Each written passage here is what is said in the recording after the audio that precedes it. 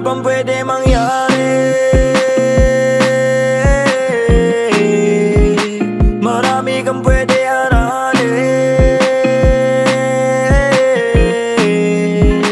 Huwag ka matakot tumuklas at mawala. Huwag ka matakot bumalik sa simula. Ang buhay ay walang hanggang pagtsatsaga. Kailangan mo magsakripisyo para sa mga bagay na gusto mo mahawakan. Tanggapin mo meron ka kailangan na bitawan para sa ikabubuti ng iyong isipan. Lagi mo unahin ang sariling kaligtasan. Sandali, kala mo madali lang masawi sa mundo at maiwang mag-isaluhan, walang bilang. Alam ko naman nagagaling, mahapdi lang. Kailangan tiisin ng mga bagay. Magpaliban mo na ang ubo at agay. Iyo ka na magaya doon sa mga tatay.